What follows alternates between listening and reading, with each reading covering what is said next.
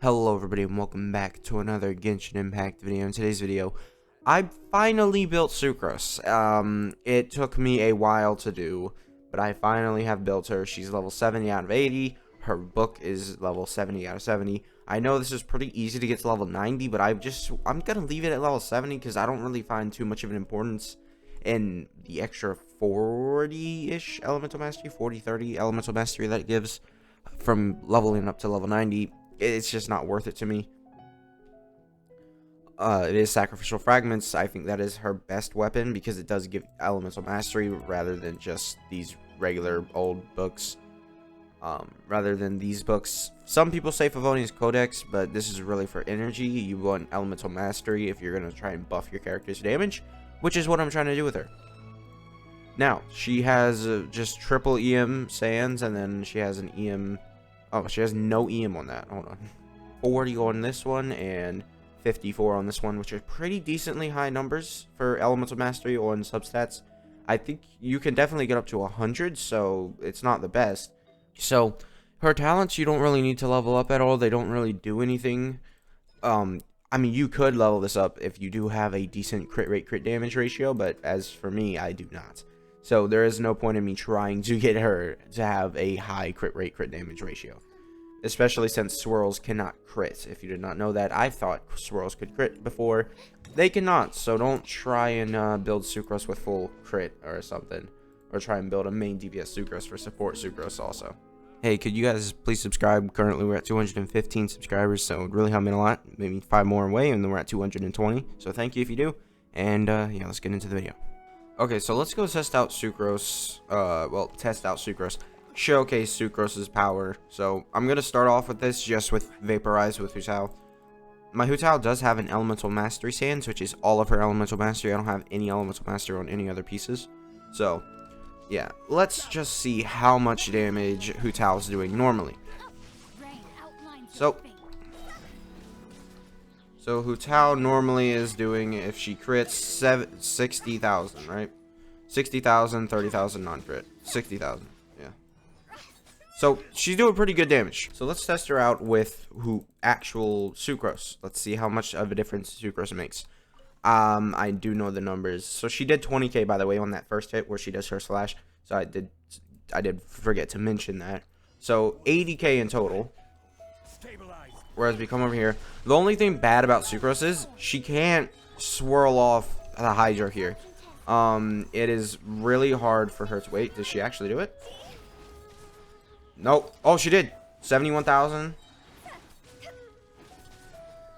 Alright, so 71,000. And I did not catch that first one, but 71,000 is really good. So that's an extra 11,000 damage on one charge attack. Let's do this again. She actually did swirl off the Hydro completely, but I just don't think it's gonna work. Alright. 71,000, yeah. So 71,000, let's just do another one because I just was not able to see that first hit. Hu Tao's first hit does like 20k without it, so we need to see what it does with it. Alright, so here we go. This should be it. Let's do this. First hit did how much? 24,000? So an extra 4,000 damage on that first hit. So I'll look at the numbers while editing, but that is a pretty good number to land on. Overall, around an extra 15,000 damage per charge attack. Now I have one more character I want to test her out on. Yeah. So we're gonna try this setup.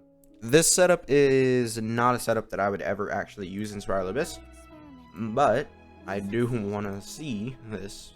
So, Ganyu, I know what she does on an average melt. She does around 30k, then 70k on the next hit. So, let's get into this. I don't know what order I should do this in. I imagine we do Shangling's Q first. Then we'll switch over. Alright. So, Shangling's Q, let's pop that down. Bennett's buff.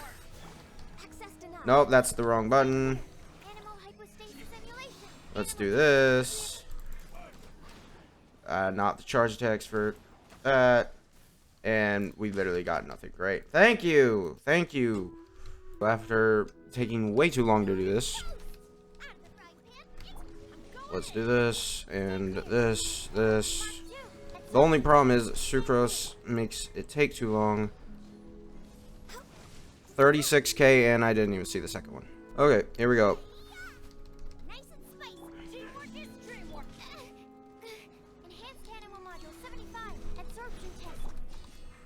Alright, let's just try and do it. Please.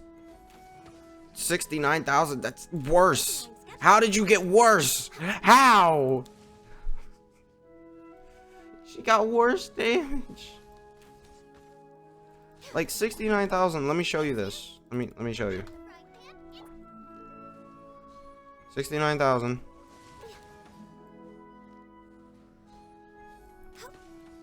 45. Maybe Masanori's.